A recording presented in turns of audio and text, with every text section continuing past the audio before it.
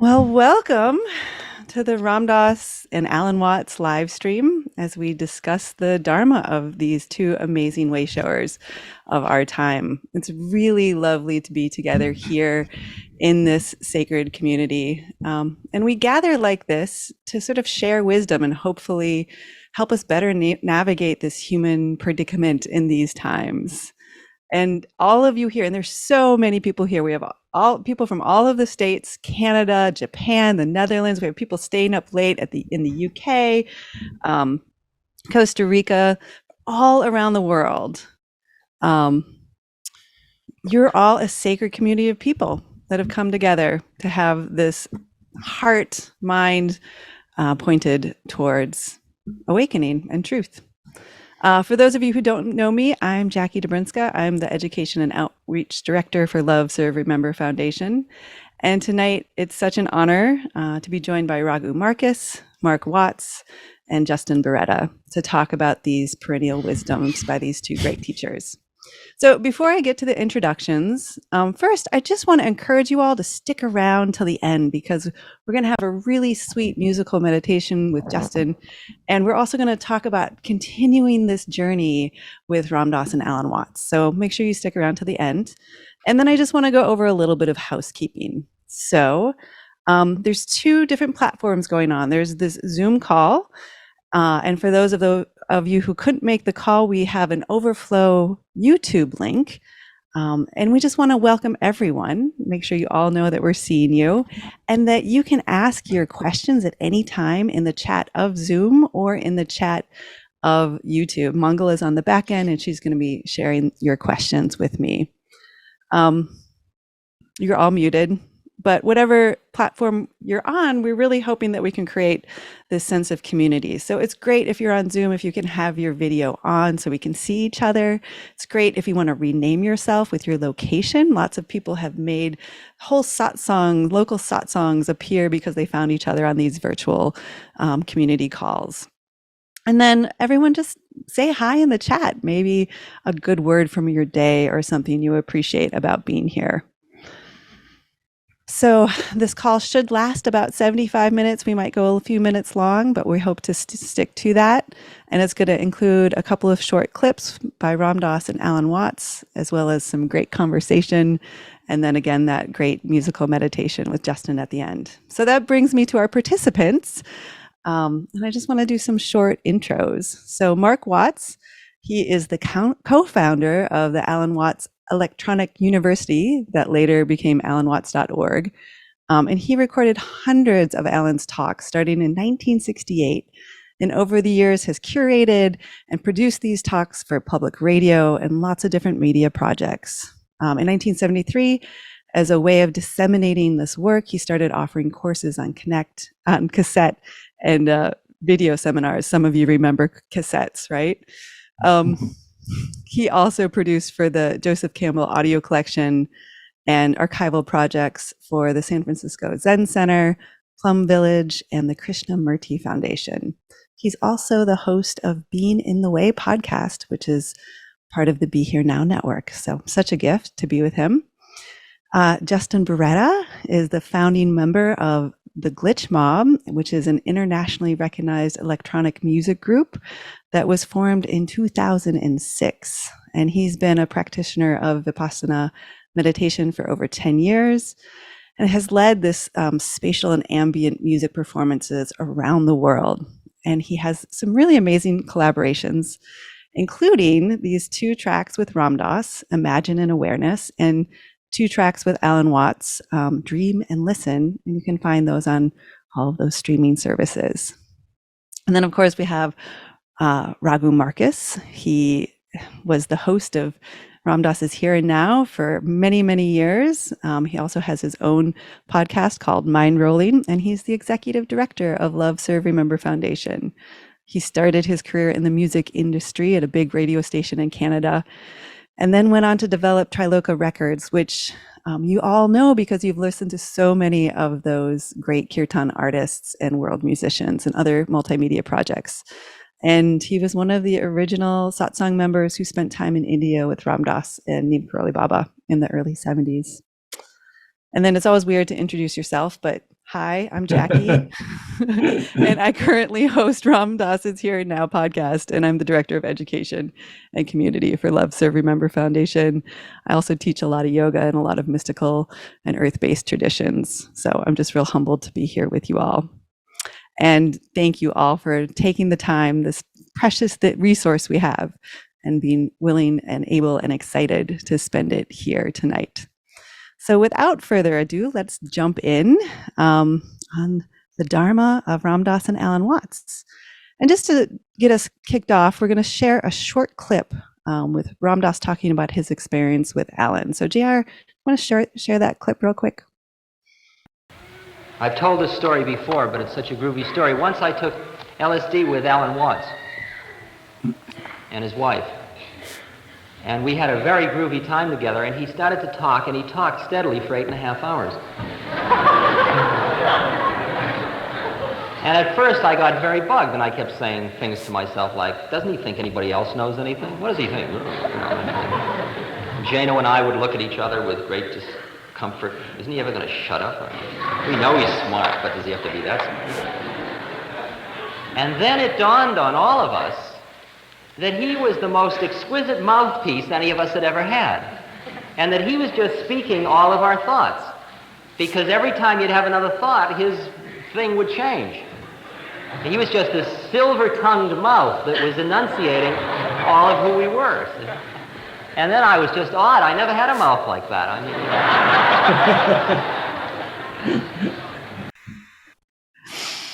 That's fun. Isn't that great? So I'm so curious to hear, especially from Mark and Raghu, about both Ram Dass and Alan Watts, because maybe not everyone here knows both of them. So maybe you could share a little about who they were, how they came together, a little bit that way. Well, Mark, you take this mic. Okay, I'll take the lead, and then you can fill it. Yeah. But so my father was actually a minister. And trained for the Church of England as a young man, but discovered Buddhism through the Buddhist Lodge in London and took a major detour. At the age of 14, he declared that he was a Buddhist there at King's School, and his classmates said, "Jolly what, the man's a Buddhist," and took it all with great humor. And so by the time he was 16, he was speaking regularly at the Buddhist Lodge, which is a whole other funny incident, because he originally showed up with his dad when he was about 11 or 12. And they had expected, based on the correspondence that they received, that Alan Watts King's School was one of the senior masters over at King's School. And they were very surprised when the older gentleman sat down and the young man got up to speak. But it went very well. And as Christmas Humphreys, who was the barrister and leader of the Buddhist Lodge there, said that he was talking Zen, pure Zen.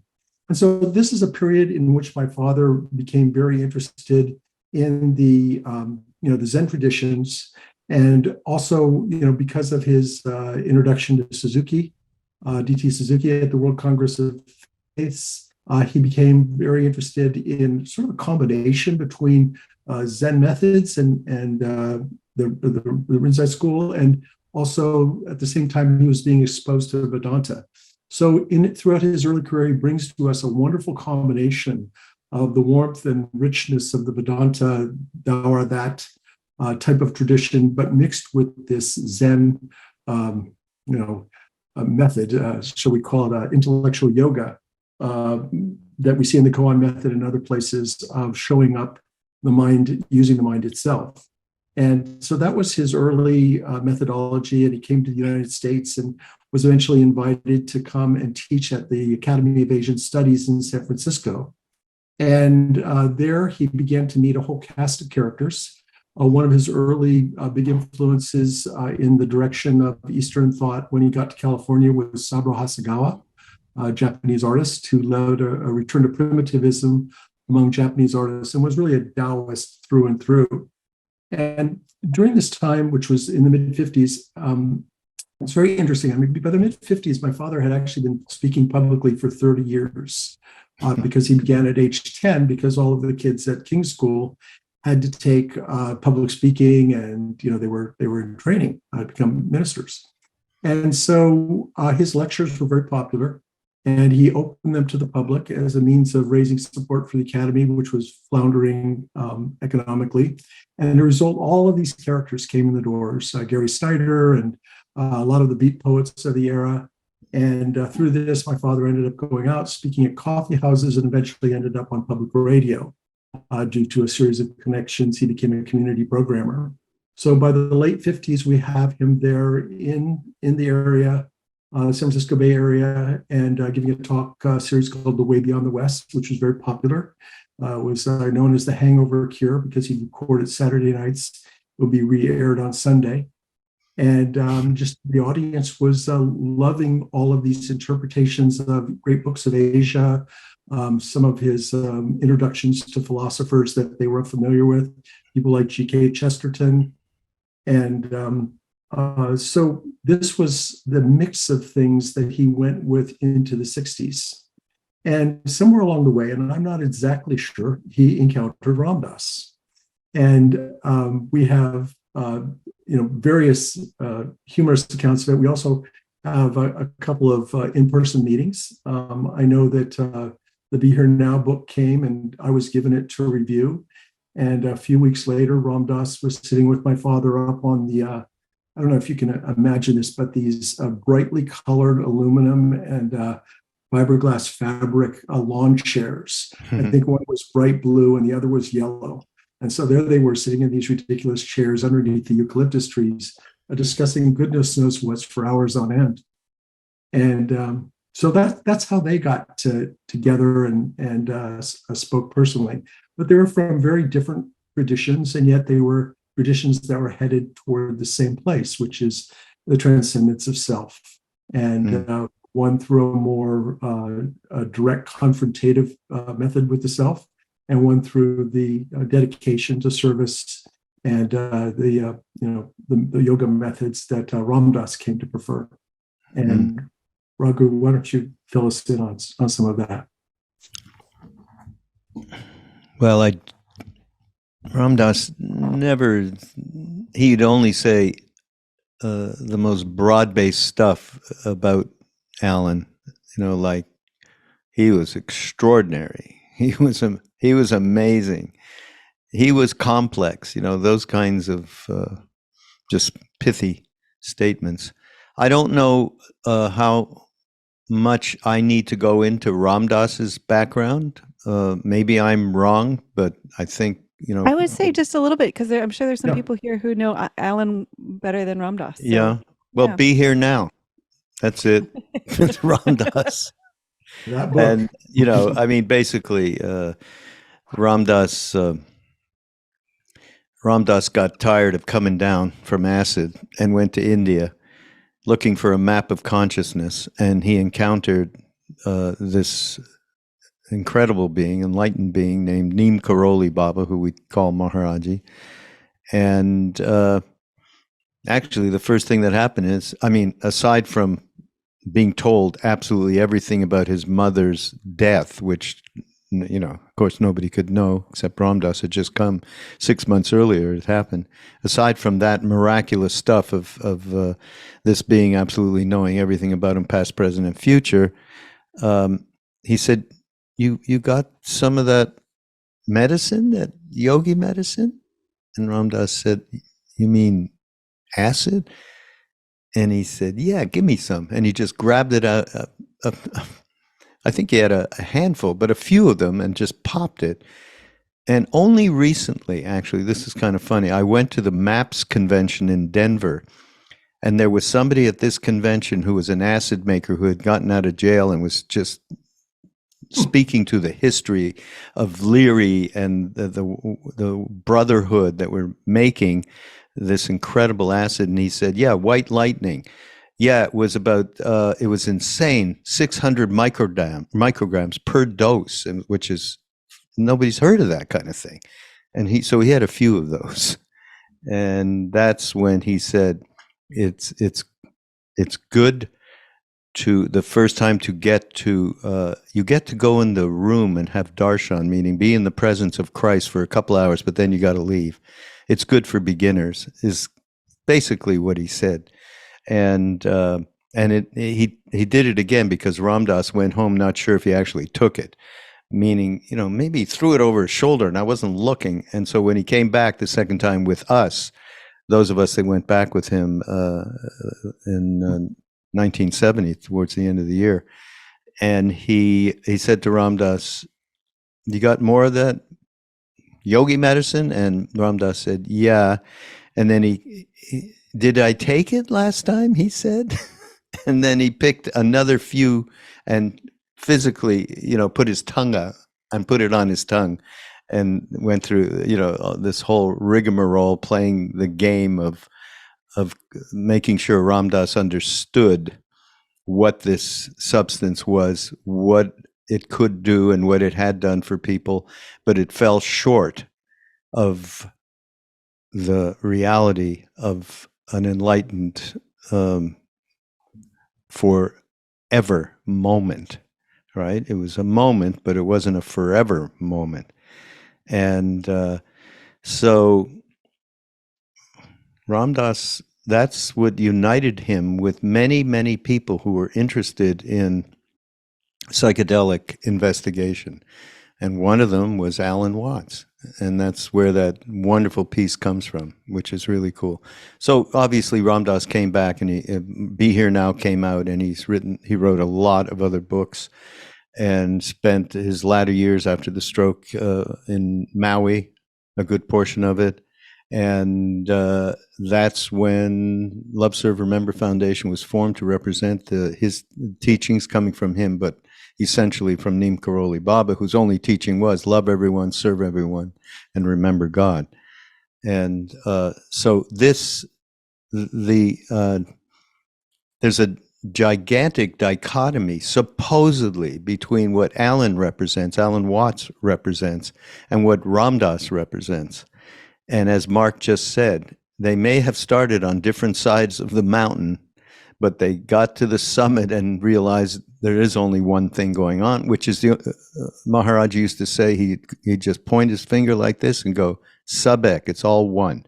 There is only one thing. It's the same, Krishna, Ram, Muhammad, Buddha, Christ, one. There's only a one. And that really was a huge turn of events for us in terms of thinking we were going to a Hindu guru or anything like that, because it was not that. Even though, like Alan, he picked up stuff from Vedanta that worked for him. We picked up stuff in Bhakti Yoga that worked for him, but also with Buddhism. And so this combination of the two of them is absolutely unique and really marvelous. Yeah, that combining of philosophies, they both did so well.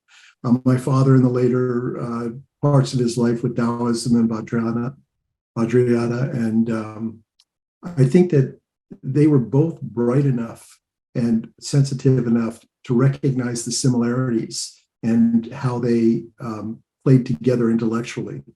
And I think that Taoism came into my father's life 3 times.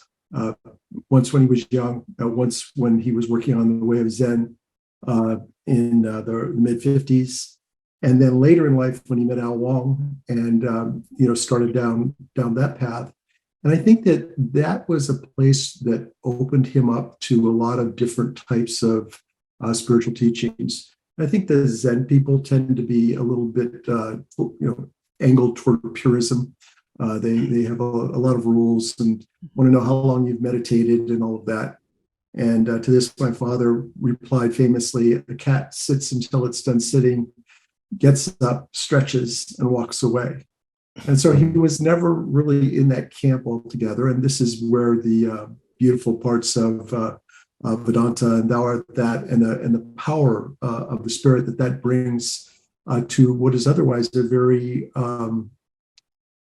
in ways a very technical path, the koan method and all of that. And I think that as these acid experiences started to come into the culture, I mean, my dad took his first dose in 1958, I think. Really? And, Dittman in LA, there were a group of psychologists who were doing experiments in Los Angeles. And, did it here and there, on and off, again and again. And the interesting thing he had to say was a very similar conclusion, which is that it's a good tool, but a poor master. It's a good way to get the message. But as he was fond of saying, once you get the message, hang up the phone, because there is a very solid message there. And so this is really the joyous place that these guys came together by the mid-60s. It was such a celebration of energy. There was the Houseboat Summit. Summer of 67 was outrageous. There was so much of that energy in the air. And by 1969, it had really coalesced into a very articulate movement. We were seeing great publications and journals, and there are movements afoot to legalize the use of psychedelics. And then it, went pretty well into the early 70s, and then gradually law enforcement began to clamp down on it, and a series of times, and it was really bled out of the culture for quite a period. And it was only in recent years has come back in any meaningful way. Thanks to Rick Doblin and MAPS, things are really changing on that score. Yeah, but go ahead, Raghu. I was just going to say that Alan Watts and Ram Dass, the tremendous influence of bringing the mystic East to the West. I mean, there were other teachers who did it, plenty of them, but not with that huge audience that's kept moving and expanding over all these years to today. I mean, it's proof. I mean, both of them are on the Be Here Now network, podcast network, and it's astounding how many people are tuning in. It's not Joe Rogan, it's consciousness. So that's, and I think there's one word that describes why that is, and it's trust. People have an innate trust when they hear each of these beings, both of them, that leads them to open up in a way that just transcends the fact that they aren't in bodies. Now, I mean, Ram Dass, of course, was in a body, for decades after Alan.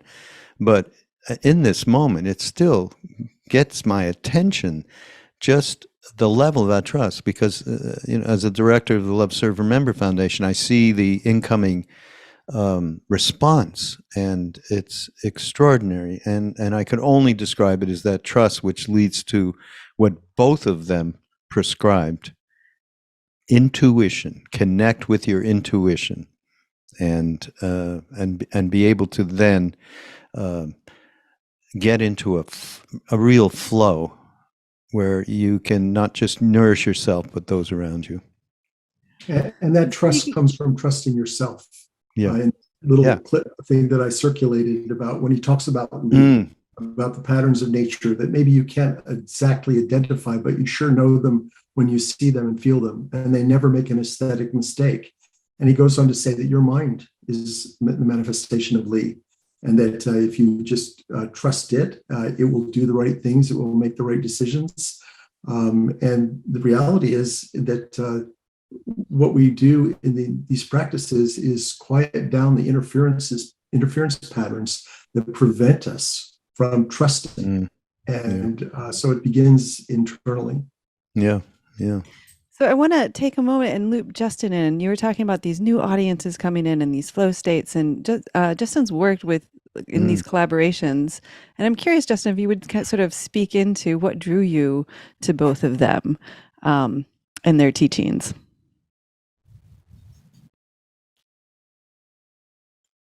Oops, are you there? Check 1, 2. How's that? There you are. Yep. Yes. There we go. So for me, my father had Alan Watts books around growing up, and I remember picking them up as a teenager and trying. I remember it was on the book on the taboo against knowing who you are, and I couldn't really make heads or tails of it, but it was in there somewhere. And it wasn't actually until later on in life, and I started going down the meditation path and had my own psychedelic experiences, that I actually came back in contact with these words and with Vipassana style meditation. And it just felt like something you said, Raghu, really resonated with me, was that there is a map in here, and that ultimately the map I was meant to put down the books and just crack on with living life and not spend all of my life on a cushion. And for me, the best way to transmit this love and this care that I found for these teachings was just to put it in music. And music is my form of communication. And I thought, what better way than I think of music and these talks. It's almost like when you have to give a dog a pill and you put it in peanut butter. I mean, sometimes Yeah. it makes it go down, and there's a way for people to if the text becomes too much, the music can sort of take over, and it's a way of comforting. So this, it's different than music that's instrumental. The music is really just meant there to be a container for these and for other teachings to transmit around the world, and especially in this day and age, music travels so quickly and so immediately, and I've connected to so many incredible people through this. And there's lots of other folks that have been making audio like this. And for me, both Alan Watts and Ram Dass were my ramp into this whole practice. I also think there's this great thing about like the music like changes the brain state, and then you get these talks that come in that sort of can hit in a different way, and it's just really amazing. And they definitely mutually enhance each other. The music heightens the presentation of the talk, and the talk is obviously brings greater feeling to the music. So it's a beautiful combination, and I love the things that Justin's done. Yeah. So there's so many great things that you've already been started to talk about, and there's so many things we can talk about, and we only have this short amount of time. So we wanted to focus a little bit, and so we have another clip that we want to play. It's sort of Ram Dass and Alan Watts talking about something from their different perspectives, and again, it sort of meets in the middle. So JR, do you want to play that clip for us real quick? A person who thinks all the time has nothing to think about except thoughts. So he loses touch with reality and lives in a world of illusions. By thoughts, I mean specifically chatter in the skull, perpetual and compulsive repetition of words, of reckoning and calculating. I'm not saying that thinking is bad. Like everything else, it's useful in moderation. And all so-called civilized peoples have increasingly become crazy and self-destructive because through excessive thinking they have lost touch with reality. That's to say, we confuse signs, words, numbers, symbols, and ideas with the real world. Most of us would have rather money than tangible wealth, and a great occasion is somehow spoiled for us unless photographed. And to read about it the next day in the newspaper is oddly more fun for us than the original event. This is a disaster. For as a result of confusing the real world of nature with mere signs, such as bank balances and contracts, we are so tied up in our minds that we've lost our senses. Time to wake up. And the stuff of the lecture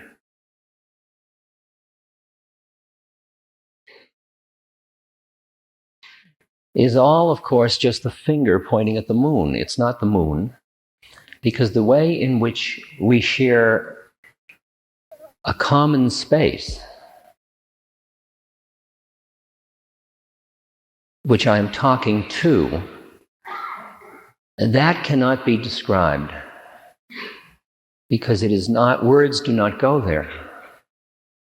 The way is beyond words. It is only known in the silence.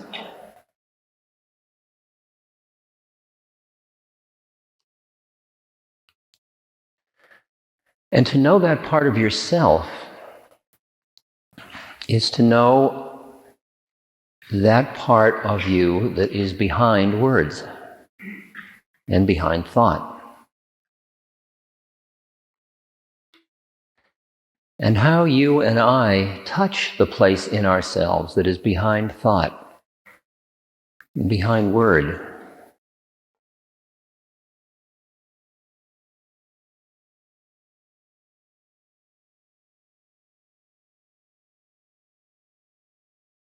Involves, first of all, understanding that that's desirable, and then exploring methods to do that.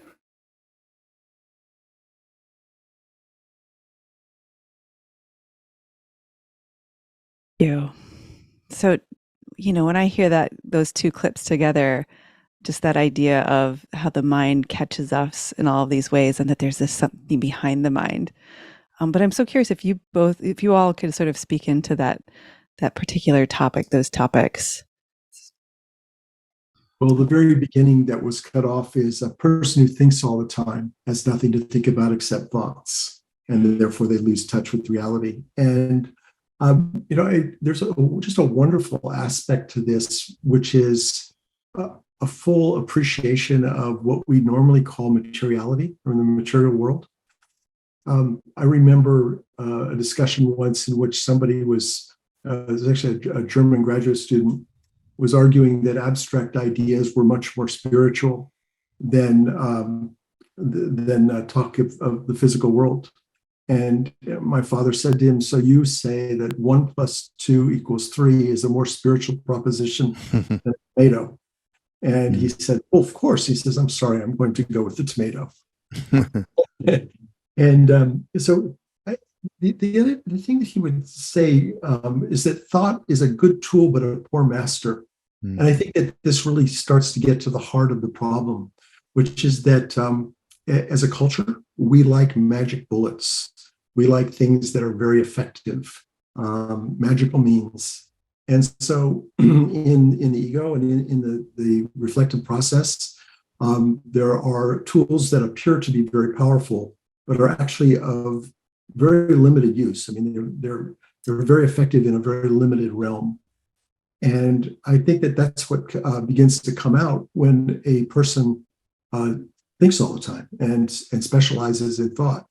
And I think the same thing that he said of thinking at that time, thinking is a good tool, but a poor master, also today applies to technology, because we've made the use of technology such a reinforcement of thinking and of content and of verbal dialogue. And like thought, it can actually act as an interference pattern and obscure. So technology, these are good tools, but again, we're masters. It's a good example, technology and the mind thinking, the level at which we are hooked on this technology. Just look at us all with our phones right by us 99% of the time. That just reflects exactly that. So I think, Mark, I told you this, but I'll mention it again for everybody. So in the process of getting a course together with Ram Dass and Alan, I was listening to a lot more Alan Watts than I have listened to since 1968, okay? And pleasantly surprised, because, as soon as I heard Ram Dass, I became a little bit one-dimensional. And it took after a few years before I started, going back, listening to Little Alan, listening to some of the Tibetan stuff, etc. So I come upon this thing. Of course, he was talking, and you'll know this, Mark, how society says that you've got to play the game, right? We have to play the game. And that game of life is very serious. And it made me think, of course, how Ram Dass always talked about, you've got to really deal with self-seriousness. You've got to have a sense of humor, or there's no possibility of getting through the day to day. And you got to get involved with the game, but forget it's a game. And then he said, and this struck me so powerfully. I don't think I did tell you this, Mark. The Bodhisattva doesn't give his show away. He or she is released from the game, yet they're playing the game. And it reminded me of Neem Karoli Baba. He looked like he was having the most fun of anybody I'd ever met. You know, playing around with a bunch of us crazy hippies that had come from the West and so on and so forth. And yet you absolutely knew there was nothing behind it that was attached to any action in any way. So your father, Alan, just said this so perfectly. Doesn't give his show away. He's released from the game. And that's how he came in. So there's just, your dad has some fantastic way of putting things in a perspective through some magical poetic words. It's really quite something. Should I go further, Jackie? I don't know what our timing is, but you tell me. We've got definitely some more minutes to sort of discuss this clip before we open it up for questions. So yeah, go for it. No, I'm just also thinking, so we were putting stuff together around love, right? And I said to Mark, gee, I don't know. Did Alan talk much about love? And he said, oh yeah, no problem. And so there's just this great stuff, particularly there's around sexual love. And he talked about we're blind, and we think that, we're blind to the fact that sexual love is a many varied thing, not only between a couple of people or whatever, but it is the erotic relationship to the world. Ram Dass talks about, let's see if I have something about, in devotional tantra, you relate to the mother.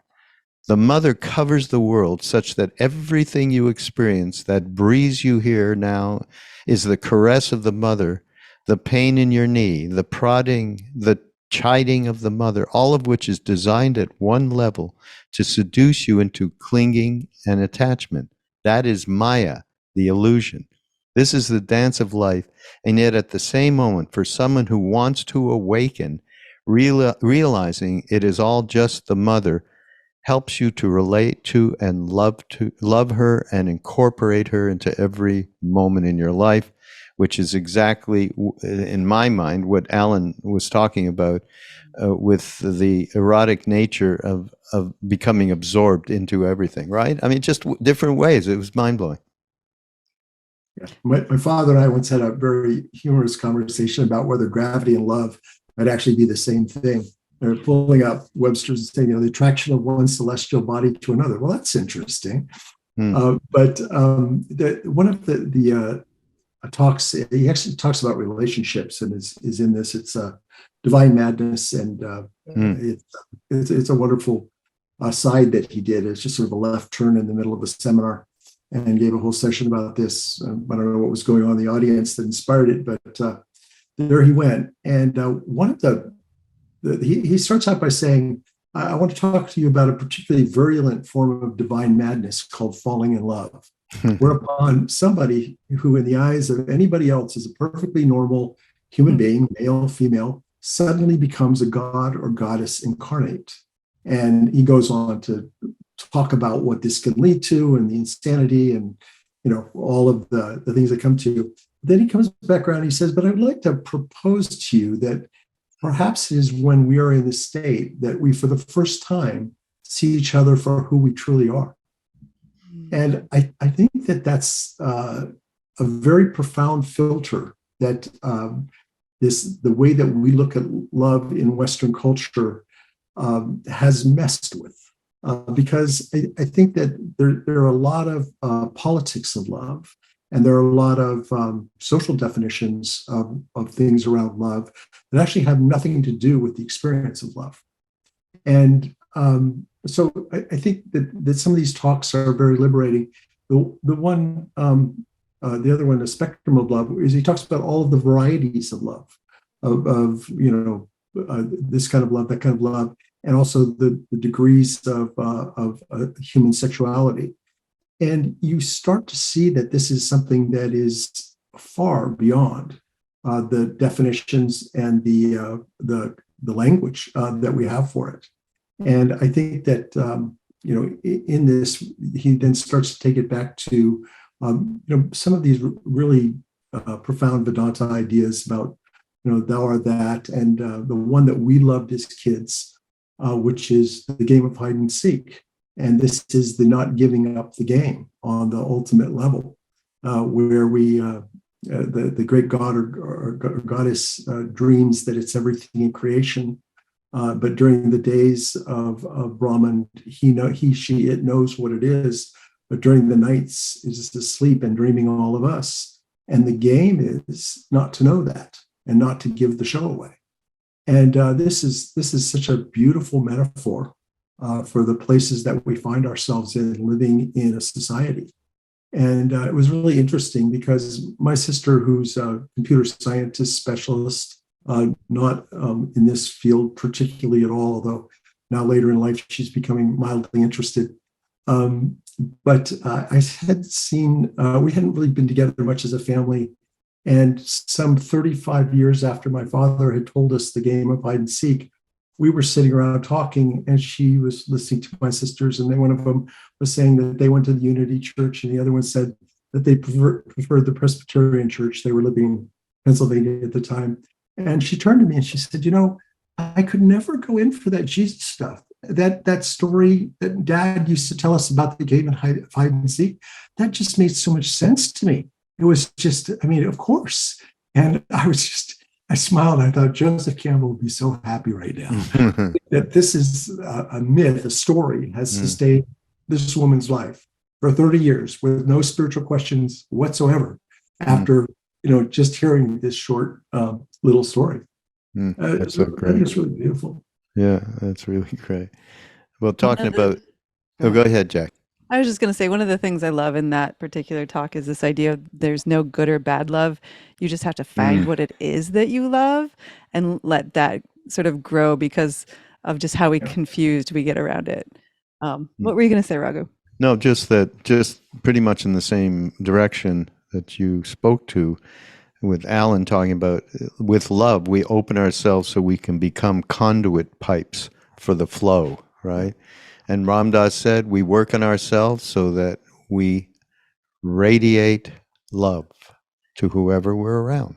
So really on the same page, coming at it again from completely different points of view. And the other interesting thing, yes, the stuff around relationships, talk, and you think Ram Dass, who married people, like he would married a bunch of people in Maui and before that, and it was always about the triangle, and there was the third connecting point in the triangle was the divine. So everything that happens in a relationship is put through that lens, and that's the way that one can really use it as a yoga, right? Then he said, well, about the yoga of relationship. And I want to tell you that as a yoga, it's a stinker. In fact, if you have a choice, use any other yoga but the yoga of relationship, because it's one of the hardest yogas to use because it's working with reproduction and survival and a whole lot of things that make it almost impossible to stay awake in it. Pride, righteousness, all that stuff, freedom of space and time. Oi. So good. So many good quotes. So if you all are open to it, I'd love to open our discussion to some questions from our audience. So everyone who's watching or here, know that you can, if you have a question, put it in the chat and we'll try to get to as many as we can. Clearly, we're probably not going to get to all of them. Can I ask the first question, though? Please, go for it. This question is from a good friend of mine. Many of you probably know who he is, or you should if you don't. Duncan Trussell wanted me to ask you, Mark. Duncan Trussell is a huge Dune fan, Frank Herbert. And he said he read that Frank lived not far when Alan had the houseboat in Sausalito. They were not that far from each other.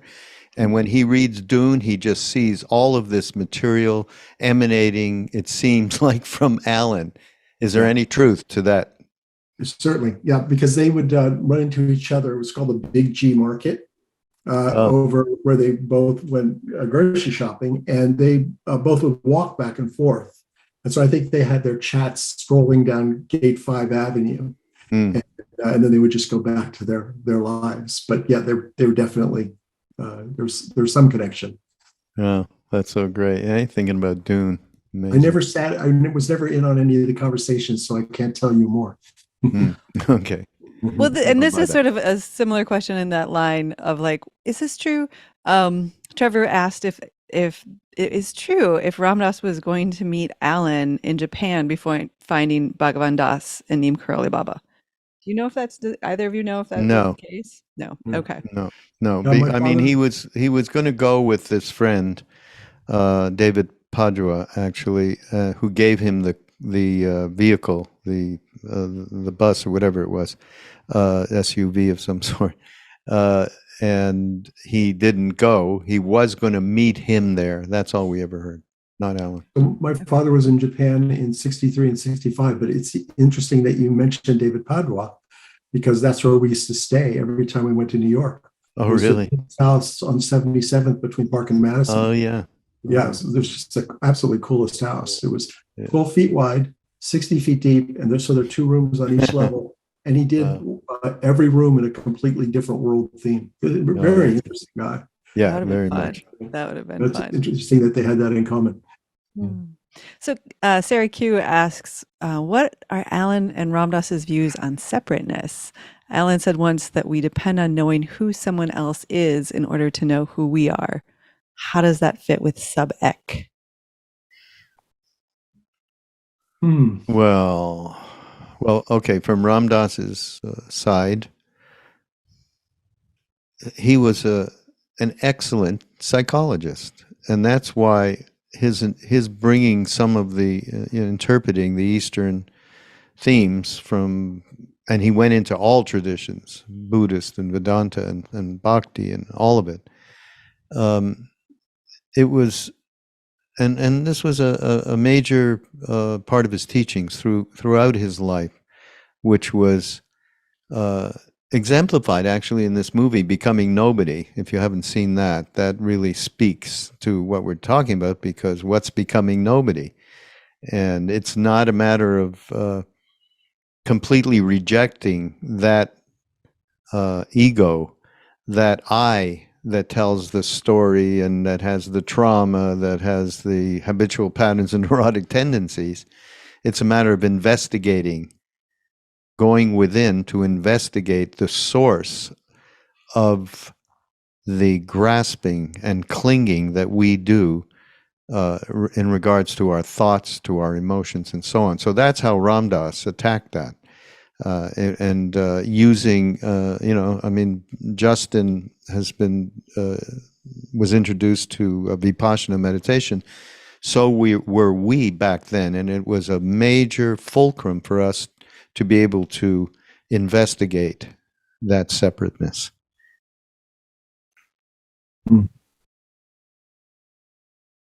Yeah, I mean, Buddha, the world's first great psychotherapist.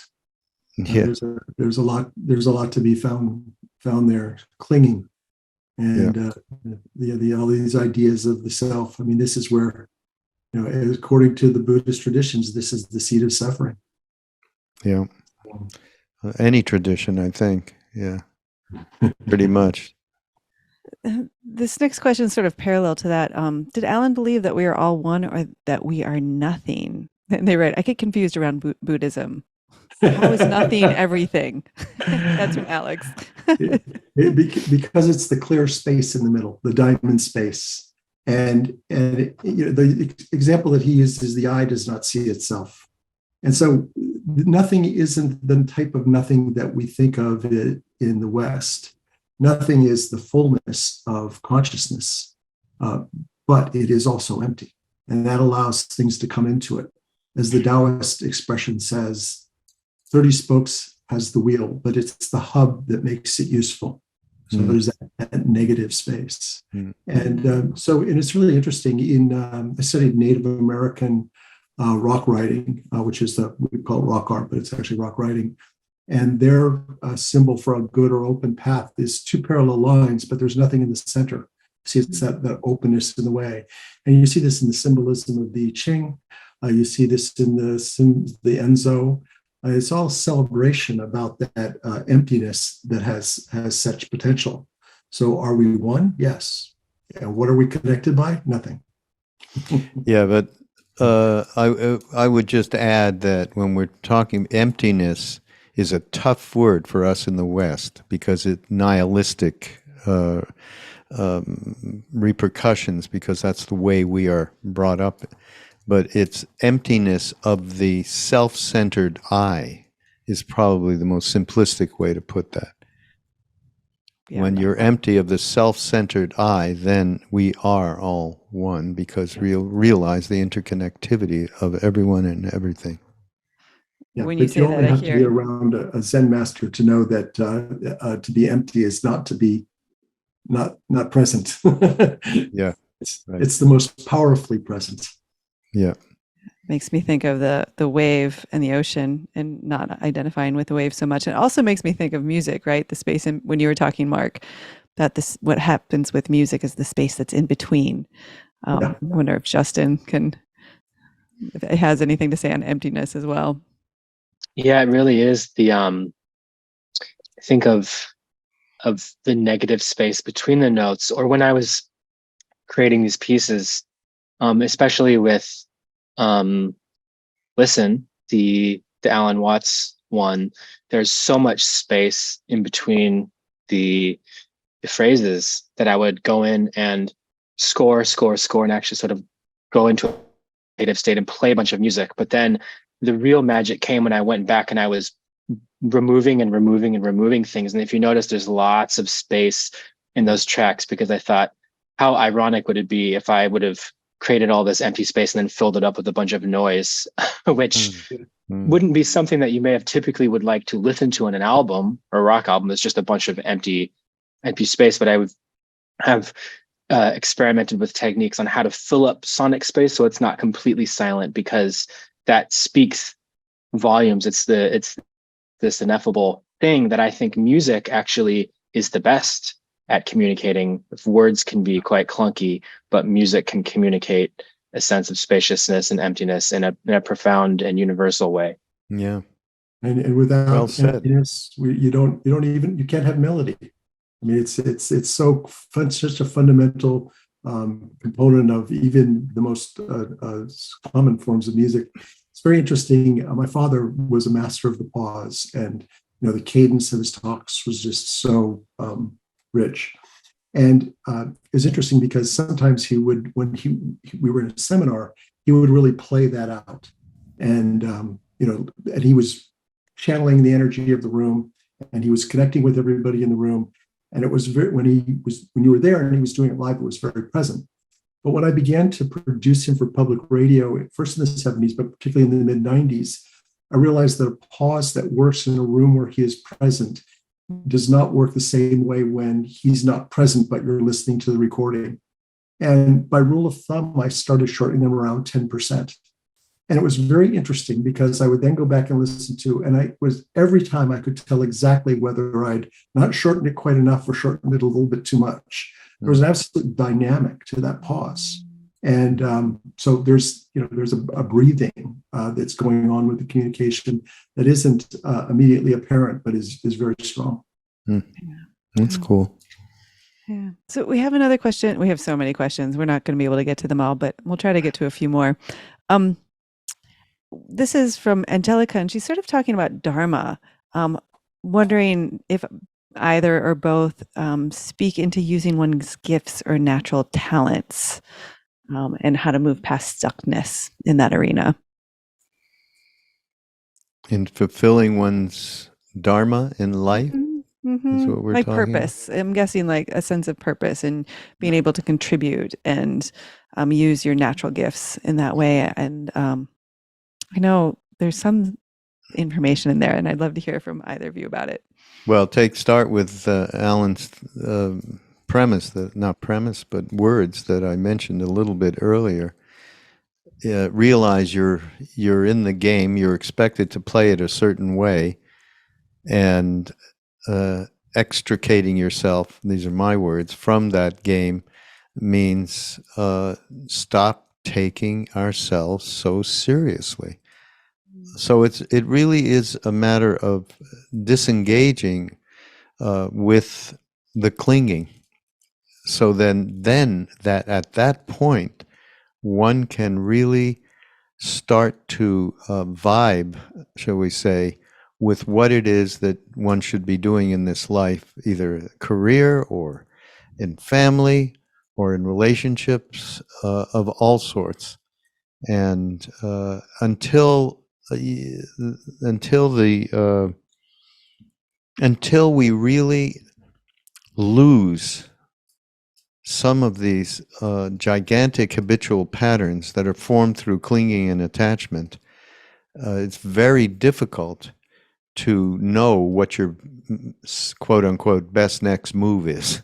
I mean, because it's going to be fraught with repulsion or attraction. You know, Alan, in this thing that we developed, I mean, there's a lot of talk around the Tao and the way of things and being in flow. And there's some great stuff from both of them on that very subject. Ram Dass was a big devotee of the third Zen patriarch. And it starts out with, if you have no preferences is the way, not exactly that, but that's pretty much what it says. The way is easy for those with no preference. Those who have no preferences. So that's why working on oneself and going inside to really find out who we are, where, mindfulness is phenomenal practice. It really is. And it totally goes along with, particularly with Vipassana meditation. And you can't just assume that you're going to think it and you'll be it. We have to do the work on a day-to-day basis to extricate ourselves without, and then taking Alan's lead, without being the big doer that you're going to do anything, but you got to make a move. It's an interesting little tight wire act about doing something that can help extricate yourself and at the same time become just as attached to that thing you're doing, and you get caught all over. So, we've been involved with Bhakti yoga through Ram Dass's lead when we went over to India, and then realized when Ram Dass said to Maharaji, well, how do I get enlightened? And he wanted some specific meditation so that, he could break through in an instant. Like Mark, like you said, we all want that magic bullet, right? Especially in the West. And Maharaji said, oh yeah, love everyone. And Ram Dass thought to himself, that's cheap. I have friends who are getting these phenomenal Tibetan teachings, Buddhist teachings, that are sitting in caves for years. And you're telling me to love everyone? So he put it another way. How do I raise Kundalini? And he said, feed everybody. And that just destroyed Ram Dass's whole deal around what am I going to do to get myself advanced in the spiritual course of life, And Alan also, really, he breaks that crystal that has formed in all of our minds. He helps to do that with his words. Yeah, Mark, do you want to speak into that a little bit? Well, I think just generally, as going back to the magic bullet thing, as a culture, we are doing. And there's a really interesting talk that my father gave when he was wandering up on the mountainside. It's called Conversation with Myself. And he talks about the symbiosis of nature, and how butterflies and how bees and flowers are actually the same organism. And we did an animation about it. But then he sits down and he makes tea, and he starts, getting focused.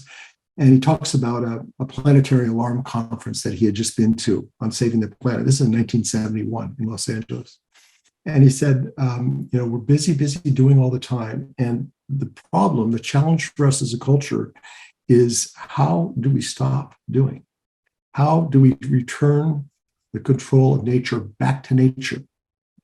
natural homeostasis. And this is really what it amounts to if we're going to save ourselves and the planet. And he said, and the thing is that there's nothing that we can do by anything that we would call doing to affect that. And I think it's just a beautiful moment. Then he stops and he takes his big drink of tea, and Japanese ceremonial tea, good on a cold day. Mm-hmm. But yeah, I mean, we're overachievers, and busy. But what's it all about? There's something about some of these lectures that I've been listening to recently from Alan that really struck me also about these ideas of like pleasure and spontaneity, right. and listening to that in some way as well. So I don't know if that plays into that question in your minds, but it did in mine for sure. Certainly spontaneity. Absolutely. Mm-hmm. We are so rigid. That's a wonderful way to relax a little bit. It's part and parcel to not taking oneself too seriously. All of that is really important. And it also speaks to skill and competence. One of the things that my father points out is that we really can't enjoy anything in the material world without skill. And he talks about cooking, sailing, lovemaking. All of this requires you to be present and to learn and to participate. And it's not something that just the force of doing is going to be effective. I love the art of pleasure, and like how the things that we love can be like, we're not good at that necessarily, of just the art of pleasure. And that spoke to me deeply. He likes to say Americans are reputed to be materialists, but nothing could be further from the truth. The entire enterprise is dedicated in turning material into garbage as rapidly as possible. Said, you would think that, the richest culture on earth, that we would arrive home to a great banquet and, wonderful music and dancing and orgies and, just the richest possible experience each evening. But what do we do instead? We sit down to a can tube version of reality flickering in our living rooms and have some to go or, frozen food. And it's all absent, all of the great appreciation. And we used to, in the ferry boat, there was where we lived and gave seminars. It was a great big hulk of a thing. And then right behind it, they had built these yacht harbors, and they're all full of plastic sailboats. I always used to think, oh my goodness, if this thing comes loose, it's going to tear right through there. So we always kept a good eye on the lines. But we noticed that almost none of those boats ever went out. Because although these people had the money to acquire a sailboat, they didn't have the time to actually learn the art of sailing. And so most of them would sit there month after month, and maybe they would find a friend a couple of times a year who knew how to sail to take them out. But it's not easy. Yeah, for sure. It feels almost like a tantric idea, like the embodiment of finding your way to God through the embodiment of being here. So, wow, it's Eastern Standard Time. It's already a little after 9. And we still have this incredible musical meditation and to hear from Justin about how this came about. So I think we need to wrap up the Q&A part, which, isn't enough time, but you are all lucky. So before we jump into the meditation, I think Raghu and I want to talk a little bit, maybe Mark, you want to jump in too, about this collaboration, this like really unique collaboration that we've been working on, where people can continue to dive into these topics we've brought up: separation, awakening from the illusion, love, money, work, and play, being in harmony in the Tao. These are all things that we've been working on to bring together in this incredible course that's going to start October 2nd. That includes just wisdom from both of these teachers, as well as live talks with 5 different wisdom keepers of our time, who will be sort of pulling apart some of these topics a little bit more deeply, including weekly community calls where all of you, there's so many questions there. A lot of those questions can get answered in the Monday Dharma talks or the Thursday community calls and practicums. One person called the practicum, she's like, it's like going to a lab. You know, when you were in college and you went, or high school, and you went to the lecture and then you went to the lab, and the practicum's like the lab. And then we have this online community. And it starts October 2nd, and it's really amazing. And so if this was interesting and you like this feels like just this tiny little taste test, right? Like we just had an hors d'oeuvre and maybe you want the full meal. Really encourage you to check out this course. Do you have anything you want to say about it, Raghu or Mark? Well, just the amazing thing that I said, about it, and that I said earlier, was how these two men come from such different perspectives, and the way that the course was curated shows, because of the particular themes that we are presenting, which Jackie just mentioned, and the way that they point to dissecting these themes comes from such an incredibly different place. I mean, it's amazing. Yet it just fits together, it weaves itself together on its own. That's what I found when this course was developed and we were involved with the day-to-day of it and going into it. And, Mark, you were concerned in the very beginning. How is this going to play between, Ram Dass and Alan? And I said, well, we're going to see. Well, I think it's the difference is they make it such a rich intersection. There's so much to talk about. It's such fertile ground.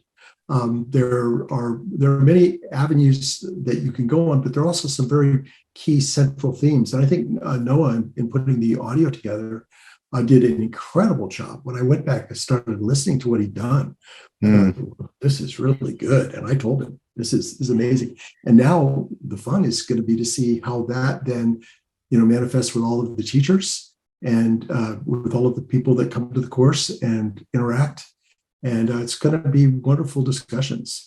I did a seminar once with Nora Bateson at Esalen, and we did something similar where we played Gregory Bateson and my father back and forth. And so immediately between Nora and I and these recordings, we had a four-way conversation, and there were 12 people in the workshop, and very quickly we had a most amazing 16-way conversation going.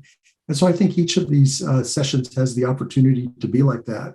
And as Nora and I, when we looked at each other after 5 days, we said, 5 days? That was 5 days? Are you kidding? It felt like 5 hours.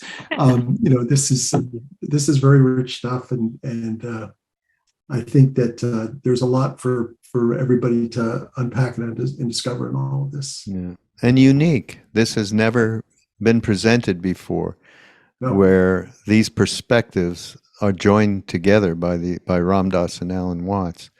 Everybody knows them as an individual, and then as Ram Dass talked about it in the beginning, how much fun basically he had with Alan, and but never have we presented in a way that's curated, as you said. Noah did a phenomenal job in a way that really the amount of hours, that went into it.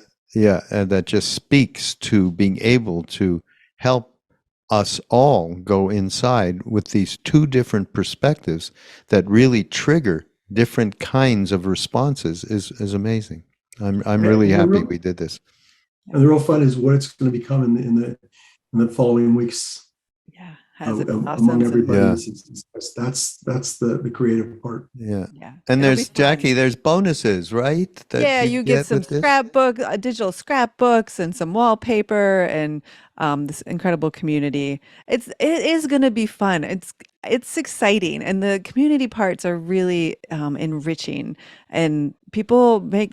In these past ones, like I've met people later, they're like, I met lifelong friends that like they're going to be lifelong friends through courses or gatherings. So really, you'll get an email, but if you want to check it out right away, it's ramdass.org/Dharma. And you can DHARMA. Dharma. It's going to be amazing and lots of fun and so great to join live. So So with that, I'm just going to say thank you to both for everyone for being here. And then I'm going to turn it over to Justin. The coup d'etat. Yes, to talk about these collaborations and then share this incredible music meditation with us. I'm not sure if that's what you're calling it. That's what I called it. I like that, musical meditation. Yeah, we haven't really come up with the term for it, but yeah, this was one of the last ones that we released. I am working on some new ones right now, but this was on a compilation called Inner Space Music that came out mid last year that had lots of Ram Dass and Alan Watts and re-envisioned by various artists. And there's also Jack Kornfield, Tarbrock on there, and Muji, a lot of really incredible musicians. And as I was going through and listening, I thought this one it's just such a perfect way to cap off something like this. So I'm just going to go ahead and play this video, which is called Just Be, and it can be found anywhere, Spotify, YouTube, all of the things. So let's go ahead and hit play here. Do people need to like go lie down, get comfortable, or are we just good listening? You can lie down, you could light a candle, you could dance around, whatever feels good. Okay, great. Thank you, Justin. What I would like to invite you to do is to sit as straight as you can, and we're going to meditate for about 10 minutes. For some of you, that'll be a new experience. And for some of you, even the term meditation is an alien term. It's part of the balancing we're trying to do between getting out in the marketplace and cultivating the inner quiet space. So first, just get here. Just breathe gently and sit with what you're experiencing at this moment. If you're experiencing tiredness, let yourself be tired. If you're feeling hot or cold, if you're feeling the seat under you, sounds outside, don't push anything away. Just be just with what is.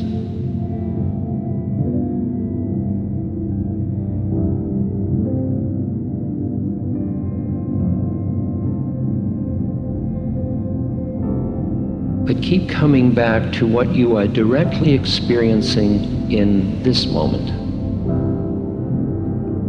If your mind takes you on a train of thought, when you notice that, just come back and experience the floor under your feet, or the air on your cheek, or the presence of the person next to you. Letting your mind not hold on to things, but just be. Thoughts arising, passing away.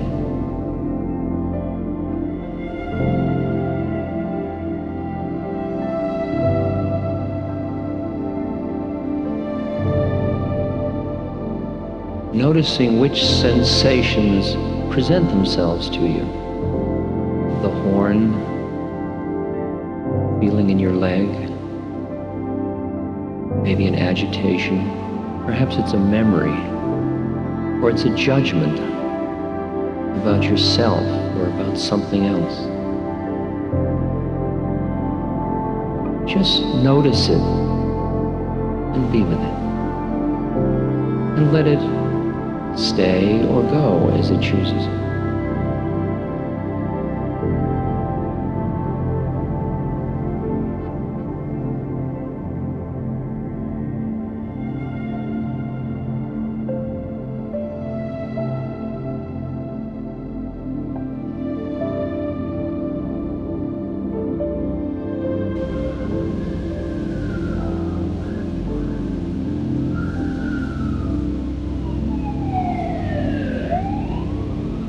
Noticing if the siren comes into your consciousness, let it be there.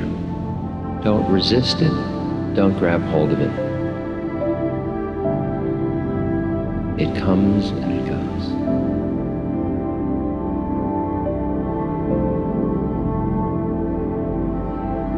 Notice that what you were noticing as much as 2 minutes ago is already gone.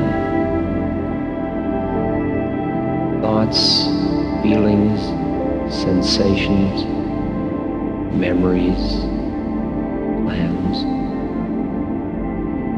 Crossing your awareness like clouds cross the heavens.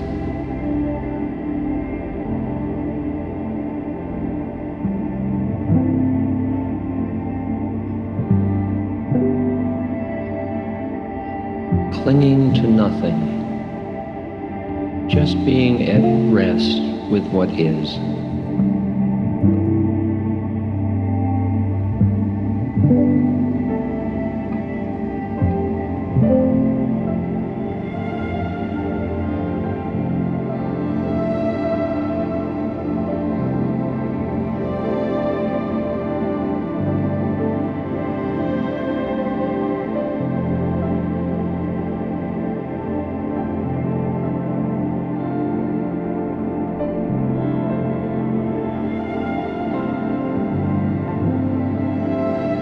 If there is agitation, just notice agitation.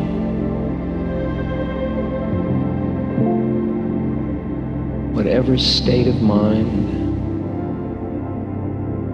whatever feeling, or thought, or sensation, neither clinging to it nor pushing it away. Just coexist with all of it. Just be with it just as it is.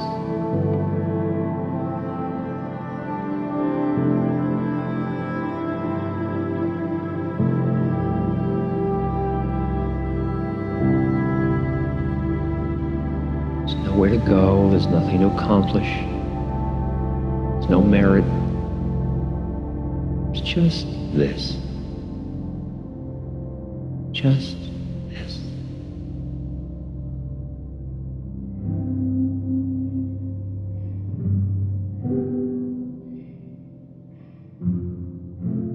Feel the awareness as a vast ground like the sky. And all of the thoughts and sensations and memories and plans and qualities of mind and judging as clouds that come from who knows where and go who knows where.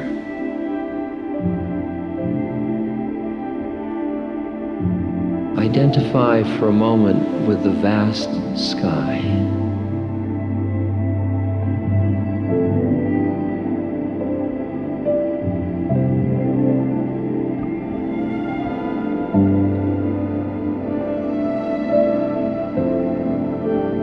This vast presence. It hears everything.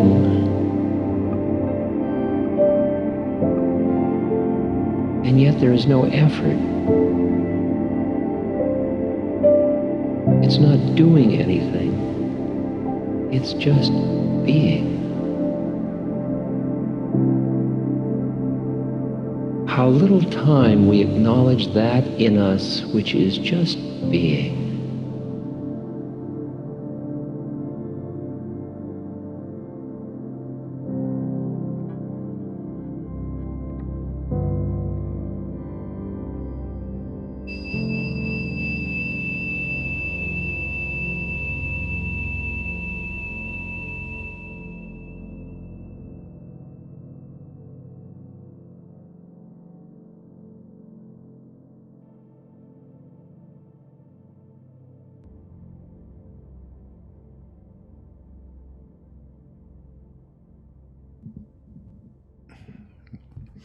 Quite wonderful, Justin.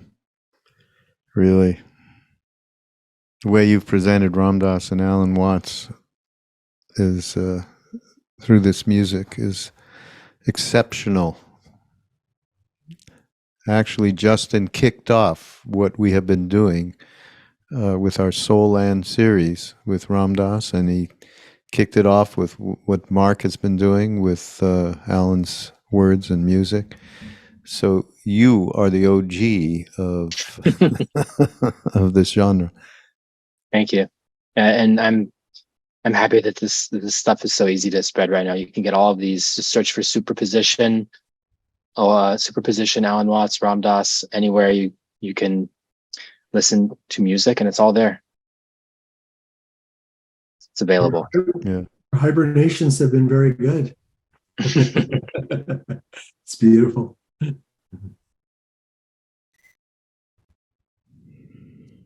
the visual is very soft, very nice too. I like what you did this time. Yeah, beautiful. Thank you.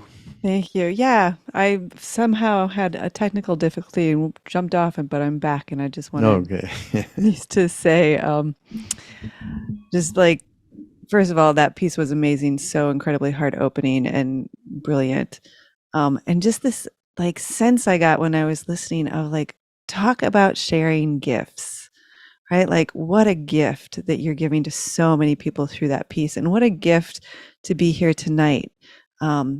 With you, Raghu, with you, Mark, and the gift of these incredible teachers, and this community. Like, it really just, it feels inspiring and unique and special. And I'm glad that we can do it. And I'm glad that we can provide a space for people to come together, and that we're, have a journey ahead of us for those who want to join. Yeah. So. Give them the URL again. ramdas.org/Dharma, DHARMA. Thanks, Jackie. Yeah. And thank you all so much. Really has been an honor. And look forward to seeing you all soon. Yeah. Be well. Thank you. Namaste. Thank you, everyone. Namaste.